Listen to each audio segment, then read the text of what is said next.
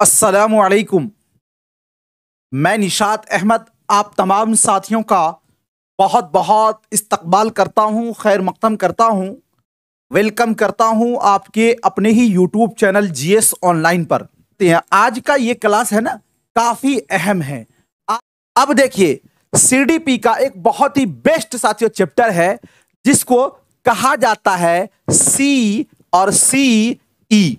अगर आपने पढ़ा होगा ना सीडीपी, तो ये आपने पढ़ा होगा सीसीई, क्योंकि उर्दू में भी इससे कई सवाल पूछे जाते हैं, इसलिए इसको आपको जानना बहुत जरूरी है। ध्यान दीजिए साथियों, क्या है ये?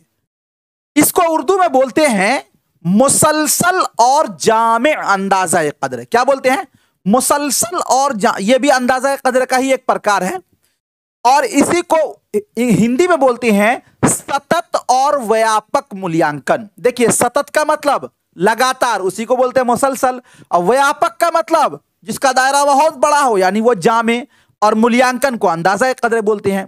इसी को इंग्लिश में बोलते हैं सीसीई। देखिए, इसी को बोलते हैं continuous and comprehensive evaluation. CCE का फुल फॉर्म में क्या होगा? Continuous and comprehensive evaluation. इसी को साथियों सीसीई से क्या करते हैं? इंडिकेट करते हैं। कभी कभी आपको इसका जो है ना फुल फॉर्म ही पूछा जाता है, मुसलसल और जामे अंदाजा कद्र। क्या कहलाएगा? मुसलसल और जामे अंदाजा कद्र। अब समझ में आ गया? मुसलसल का मतलब है लगातार, और जामे का मतलब है हर तरह का, एक्सटर्नल और इंटरनल, निसाबी और गैर निसाबी, रस्मी और गैर रस्मी, पढ़ाई को स्कूल के बाहर से जोड़ना, घर में कितने घंटे पढ़ते हो, माँ बाप क्या करते हैं, माँ बाप के पेरेंट्स का मीटिंग लेना, ये सब साथियों किस में आएगा? जामे में आएगा। और ये सभी को मिलाकर बोलते हैं सीसीई, यानी कंटिन्यूअस एंड कॉम्प्रिहेंसिव इवैल्यूएशन। इसी को बोलते हैं सतत और व्यापक मूल्यांकन। इसी को उर्दू में बोलते हैं मुसलसल और जामे अंदाजा कद्र। अब देखिए क्या है मुसलसल और जामे अंदाजा कद्र। ध्यान दीजिएगा, मुसलसल और जामे अंदाजा कद्र का एक ऐसा निजाम, यानी जांच का एक ऐसा निजाम जिसमें तालीमी साल की शुरुआत से ही मुसलसल तलबा की आमोजिश की मुश्किलात की शनाख्त की जाती, यानी जो जो गलतियां हैं उसकी वो शनाख्त किया जाता है, और मुनासिब इस्लाही इक़दामात के जरिया उनकी हुसूलियाबी सुधारने की कोशिश की जाती। बात समझ में आ गई? अब उसके बाद आगे है, अंदाजा कद्र का ये निज़ाम तलबा की नशोनुमा के तमाम पहलुओं पर तवज्जो देता है, यानी हर एक तरह के नशोनुमा पर, अब वो बाहरी हो या फिर अंदरूनी हो। लफ्ज मुसलसल का मतलब ये है कि अंदाजा कद्र मुख्तलिफ तकनीकों का इस्तेमाल करते हुए हर सबक या इकाई के बाद बाकायदगी से होना चाहिए। आप देखे होंगे साथियों, आमतौर पर क्या बोलते हैं ना कि जो सरकारी टीचर होते हैं, स्कूल का व्यवस्था थोड़ा सा खराब होता है, मैं बुराई नहीं कर रहा, लेकिन प्राइवेट स्कूल में देखे होंगे लगातार टेस्ट होता है। कभी साप्ताहिक टेस्ट हो रहा है, तो यूनिट का खत्म हो रहा है तो टेस्ट हो रहा है, कभी दोहराना वाला टेस्ट हो रहा है, कभी मंथली टेस्ट हो रहा है। तो ये मतलब ये हुआ कि लफ्ज मुसलसल का मतलब हुआ कि अंदाजा कद्र मुख्तलिफ तकनीकों का इस्तेमाल करते हुए हो, और हर सबक या इकाई के बाद बाकायदगी से हो, यानी लगातार हो। समझ में आ गया? अब देखिए आगे, अंदाजा कद्र में मौजूनियत और मुअतबरियत होनी चाहिए। मौजूनियत का और मुअतबरियत का मतलब क्या है? मौजूनियत से मुराद है अंदाजा कद्र उस मौजू की पैमाइश करे जिसके लिए वो तैयार किया गया। अगर उस मौजू से अलग तलबा की जांच की जाती है तो अंदाजा कद्र मौजू नहीं माना जाता। अब देखिए आगे, अंदाजा कद्र के मुअतबर या काबिल यकीन होने का मतलब यह है कि अंदाजा कद्र के नताइज में तगय्युर ना हो। तो ध्यान दीजिए, वही कहा गया, अंदाजा कद्र के नताइज में तगय्युर ना हो। अंदाजा कद्र चाहे जितनी बार किए जाए, चाहे जितनी अफराद करें, इसके नताइज में यकसानियत होनी चाहिए, तो अंदाजा कद्र मुअतबर माना जाएगा, वरना नहीं। मतलब यह है कि हम जिसके लिए टेस्ट ले रहे हैं उसी के अनुसार, और जो रैंक दे रहे हैं वो सबको दें। ठीक है, बात समझ में आ गई? ये आपका हुआ मुसलसल का मतलब। और लफ्ज़े जामे से मुराद है अंदाज़ा क़द्र महज तलबा की नशोनुमा के दरसी हलकों तक महदूद ना हो। मतलब ये नहीं कि हम बच्चे को सिर्फ किताबी तक ही जांच ले, नहीं, बल्कि गैर दरसी हलकों और उनकी हुमा जिहत नशोनुमा की पैमाइश करने वाला होना चाहिए। गैर दरसी हलकों में तलबा की खूबियों, दिलचस्पियों, इक़दार, रुझानात, मशागिल और सेहत से मुताल्लिक मालूमात को शामिल किया जाए। दरसी हलकों में तमाम मज़ामीन के निसाब शामिल होते। अब देखिए, ध्यान दीजिए, लफ्ज़ जामे को ही साथियों मैंने बताया था व्यापक हिंदी में उसको बोलते हैं, कॉम्प्रिहेंसिव जिसको बोलते हैं। ध्यान दीजिए, इसका मतलब ये होता है कि एक बच्चा जो क्लास में है वो कितना दिलचस्पी ले रहा है पढ़ने में। अगर वो दिलचस्पी नहीं ले रहा है तो उसकी वजह को जानना, उसके मशागिल क्या क्या है, वो नहीं, उसके वालिदैन क्या काम करते हैं इसको जानना, उसके अंदर क्या क्या खूबियां हैं इसको बतलाना, यानी हर तरह से हमें उसको क्या करना है, जांचना है। बस समझ में आ गई? तो इसको बोलते हैं जामे। तो मुसलसल में आपने जाना कि जो अंदाज़ा क़द्र होनी चाहिए वो मौजू होनी चाहिए और वो मुअतबरियत होनी चाहिए। मुअतबर का मतलब ये कि जो ग्रेड मिले वो सबको मिले और एक बराबर मिले। बात समझ में आ गई? और जामे का मतलब है कि इंटरनल और एक्सटर्नल, यानी दरसी और गैर दरसी, यानी घरेलू और क्लास, दोनों के हमको जोड़कर उसको क्या करना है, जांच करना है। बात समझ में आ गई? अब उसके बाद साथियों आप अंदाज़ा क़द्र तो जानते ही हैं। पैमाइश के जो है यानी अंदाज़ा क़द्र के जो है इसके 4 नमूने साथियों मंदरजा झैल है। ध्यान दीजिए, क्या कहा गया, मैंने तो वो बताया आपको कि जो जांच होती है तशकीली जांच, तकमीली जांच और तशखीसी जांच वो अलग है, ठीक है, और मुसलसल और जामे अंदाज़ा क़द्र ये अलग है। अब जो जांच होती है वो जांच के साथियों जो नमूने हैं वो 4 हैं। कौन कौन से हैं? मेरे साथ आप लोग बोलिएगा, मेरे साथ आप लोग बोलिएगा, ध्यान दीजिए। चलिए, पहला आपका जो है वो है आमोजिश का अंदाज़ा क़द्र। बोलिए मेरे साथ, आमोजिश का अंदाज़ा क़द्र। इसी को हिंदी में बोलते हैं अधिगम का मूल्यांकन और इसी को बोलते हैं असेसमेंट ऑफ लर्निंग। ऑफ का मतलब का। दूसरा आपका है आमोजिश के लिए अंदाज़ा क़द्र, इसी को बोलते हैं अधिगम के लिए मूल्यांकन, यानी असेसमेंट फॉर लर्निंग। फॉर का मतलब के लिए। उसके बाद साथियों आगे है अंदाज़ा क़द्र बतौर आमोजिश। अंदाज़ा क़द्र बतौर आमोजिश, इसको बोलते हैं अधिगम के रूप में मूल्यांकन। क्या बोलते हैं? अधिगम के रूप में मूल्यांकन, और इसी को बोलते हैं असेसमेंट एज लर्निंग, ठीक है। उसके बाद आपका है आमोजिश में अंदाज़ा क़द्र, जिसे बोलते हैं अधिगम में मूल्यांकन, इसको बोलते हैं असेसमेंट इन लर्निंग।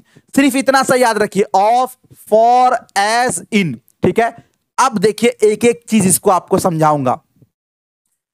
पहले मैं कुछ चीजें रिपीट करना चाहता हूं चूंकि कुछ बच्चे नए हैं। देखिए ध्यान दीजिए, आमोजिश का मतलब होता है अधिगम। क्या होता है? अधिगम मतलब सीखना, ठीक है ना। जैसे अभी आप कुछ चीज सीख रहे हैं, ये अधिगम कर रहे हैं। अंदाज़ा क़द्र का मतलब होता है जांचना। तो आमोजिश का अंदाज़ा क़द्र एक एक करके हम आपको दिखाते हैं। देखिए सबसे पहला जो है आपका वो है आमोजिश के लिए अंदाज़ा क़द्र। आमोजिश के लिए अंदाज़ा क़द्र का मतलब क्या हुआ?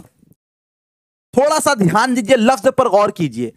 आमोजिश के लिए अंदाज़ा क़द्र, आप किसी कॉलेज में जाते हैं, किसी स्कूल में जाते हैं साथियों, वहां पर आपसे एक टेस्ट लिया जाता है। क्यों आपसे टेस्ट क्यों लिया जाता है?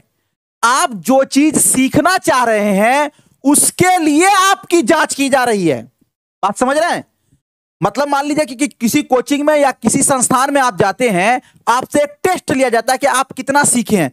तो जो चीज आप सीखना चाह रहे हैं उसके लिए यानी आमोजिश के लिए यानी अधिगम के लिए मूल्यांकन हो रहा है।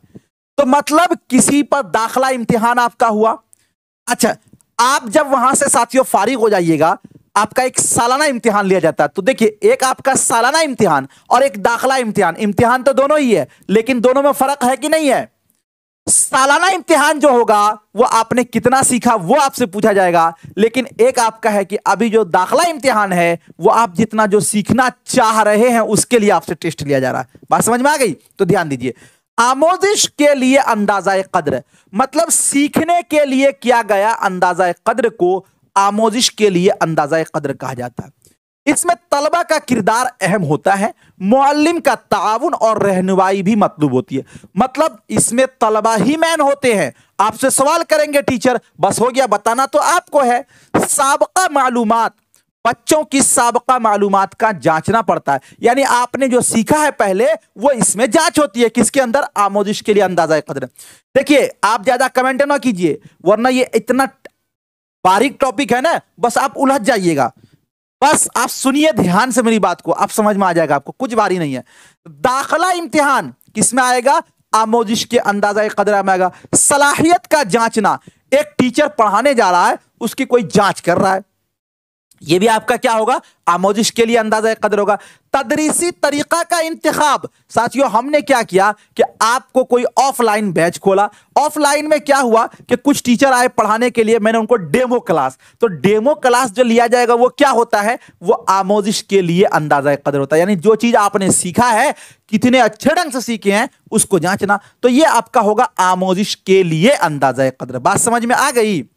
अब देखिए मश्क करना भी आ जाएगा। दूसरा आपका है आमोजिश का अंदाजा कदर। आमोजिश का अंदाजा कदर मतलब जो चीज आप सीख चुके हैं 1 साल के अंदर। अरे आपने 6 महीना में पढ़ा है, साप्ताहिक टेस्ट हो रहा है, मंथली टेस्ट हो रहा है, सालाना टेस्ट हो रहा है, 2 महीना में टेस्ट हो रहा है, ये सब क्या है, ये आमोजिश का अंदाजा कदर है। जो आपने सीखा उसमें, अब पहला था जो आप सीखना चाह रहे हैं उसके लिए टेस्ट लिया जा रहा है। आमोजिश का अंदाजा कदर, सीखने के बाद किया गया अंदाजा कदर को आमोजिश का अंदाजा कदर, दोनों में फर्क है, समझ लीजिएगा। इसमें अहम किरदार मुअल्लिम का होता है, किसमें, इसी के अंदर। किसी भी काम के इख्तिताम पर किया गया अंदाजा कदर को क्या बोलते हैं, आमोजिश का अंदाजा कदर बोलते हैं। एक मुतय्यना मुद्दत के बाद तलबा की आमोजिश की पैमाइश की जाती है कि सप्ताह में लिया जाएगा, 3 मंथ में लिया जाएगा, 6 मंथ में लिया जाएगा, 12 मंथ में लिया जाएगा। तो ये क्या होगा आपका साथियों, ये जो टेस्ट कहलाएगा वो कहलाएगा आमोजिश का अंदाजा कदर, ठीक है ना जे। और उसके बाद आगे है भाई साहब, देखो हर एक वर्ड बता रहा हूं, आप कमेंट क्यों कर रहे हो, कमेंट मत करो।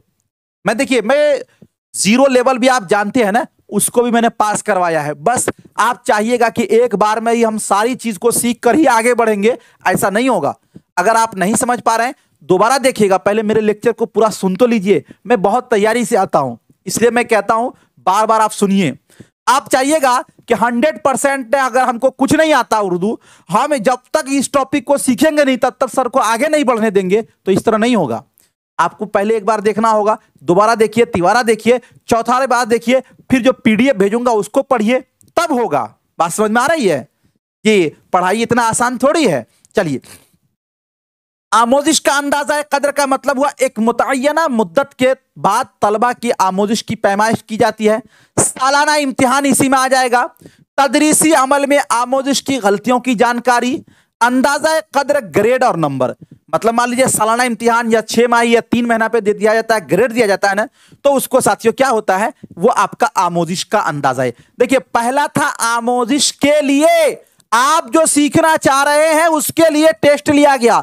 दूसरा था आमोजिश का, यानी जो आपने सीख लिया उसका टेस्ट लिया गया। बस फर्क आपको समझ में आ गया। और तीसरा है आपका आमोजिश में अंदाजा कदर, तदरीस के दौरान ही अंदाजा कदर आपसे लिया गया। आमोजिश में यानी सीखते दरमियान ही आपसे सवाल किया गया, यानी सीखते दरमियान, यानी कि आपको जो तश्कीली जांच यानी जिसको रचनात्मक मूल्यांकन कहते, वो आएगा आमोजिश में अंदाजा कदर। अब उसके बाद साथियों चौथा आपका है अंदाजा कदर बतौर आमोजिश। अंदाजा कदर बतौर आमोजिश, इसको साथियों हमने पढ़ा था अधिगम के रूप में मूल्यांकन। जब बच्चा खुद से खुद का अंदाजा कदर करता है, अपने आप से अपने को जांचता है, साथियों को जांचता है, तो इसको बोलते हैं अंदाजा कदर बतौर आमोजिश। इसका ताल्लुक तशखीसी जांच से है। यह हम सबक आमोजिश पर जोर देते हुए तैयार किया जाता है। मतलब बच्चों से साथियों टेस्ट लगाया, हम जोलियों ने टेस्ट लिया, तो इसको बोलते हैं अंदाजा कदर बतौर आमोजिश। अब देखिए मैं आपको ध्यान से एक बात बताता हूं, ध्यान दीजिए क्या क्या मैं बताता हूं कि एक बार साथियों मैंने आपको बताया पहला आमोजिश के लिए अंदाजा कदर, आमोजिश के लिए का मतलब जो चीज आप सीखने जा रहे हैं उसका अंदाजा कद्र। भाई साहब इसमें क्या आएगा, आपका सालाना एग्जाम नहीं आएगा बल्कि दाखला टेस्ट आएगा आपका। कोई चीज आप सीखने जा रहे हैं वो आएगा आपका। और दूसरा मैंने आपको बताया आमोजिश का अंदाजा कद्र, इसमें आपका आएगा सालाना इम्तिहान, 6 माही, 6 माही। और तीसरा मैंने बताया आमोजिश में अंदाजा कद्र, मैं क्लास में पढ़ा रहा हूं इसी वक्त मैंने टेस्ट लिया, ये साथियों सीखने के दौरान टेस्ट हुआ। और चौथा मैंने बताया अंदाजा कद्र बतौर आमोजिश, यानी कि आप खुद से अपना टेस्ट ले रहे हैं तो वो आपका होगा अंदाजा कद्र बतौर आमोजिश। साथियों मैंने आपको जो अभी पढ़ाया वो ये पढ़ाया मूल्यांकन यानी कि अंदाजा कद्र यानी कि इवैल्यूएशन। मैंने बताया कि इसका मतलब होता है जांच, और जांच जो होते हैं वो 3 प्रकार के होते हैं। कौन कौन सा? पहला होता है तश्कीली जांच जिसको हम लोग रचनात्मक मूल्यांकन बोलते हैं। दूसरा जो आपका होता है वो होता है साथियों आपका जांच जो कहलाएगा वो कहलाएगा तकमीली अंदाजा कद्र, जिसको हम लोग योगात्मक या संकलनात्मक या फिर हम अंतिम मूल्यांकन बोलते हैं। कोई सबक मुकम्मल हुआ, कोई यूनिट मुकम्मल हुआ, साप्ताहिक टेस्ट, सालाना टेस्ट, यह आपका आ जाएगा तकमीली अंदाजा कद्र। तीसरा आपका हुआ तशखीसी, कोई बच्चा फेल है तो उसकी वजह क्या है उसको जानने के लिए उसको बोलते हैं तशखीसी अंदाजा कद्र। ये 3 हमने जान लिया। उसके बाद फिर मैंने आपको बताया मुसलसल और जामे अंदाजा कद्र, जिसको हम लोग हिंदी में बोलते हैं सतत और व्यापक मूल्यांकन, जिसको CCE से इंडिकेट करते हैं, यानी साथियों कंटिन्यूअस एंड कॉम्प्रिहेंसिव इवैल्यूएशन। इसका मतलब यह हुआ कि बच्चे को दौराने क्लास, क्लास के बाहर और हर एक तरह से इंटरनल और एक्सटर्नल हर एक तरह से मूल्यांकन करना। उसके बाद मैंने बताया कि इसके 4 पैमाइश होते हैं, किसके? अंदाजा कद्र के। पहला मैंने आपको बताया कि आमोजिश का अंदाजा कद्र। आमोजिश का मतलब यह हुआ कि जो चीज आपने सीख लिया उसका टेस्ट लेना, सालाना टेस्ट, साप्ताहिक टेस्ट। दूसरा मैंने बताया आमोजिश के लिए अंदाजा कद्र, मतलब मान लीजिए जो चीज आप सीखने जा रहे हैं उसके लिए कोई टेस्ट लिया जाए, ये हो गया आमोजिश के लिए। और तीसरा मैंने बताया कि आमोजिश में अंदाजा कद्र, मतलब आप सीखने के दौरान ही आपसे कोई टेस्ट ले लिया जाए। और चौथा मैंने बताया अंदाजा कद्र बतौर आमोजिश, यानी तलबा अपना ही जांच खुद से करे, वो होगा आपका अंदाजा कद्र बतौर आमोजिश। अब आप लोग बताइए कि समझ में आया? चलिए मिलता हूं फिर आपसे नेक्स्ट टाइम नेक्स्ट वीडियो के साथ। चलिए थैंक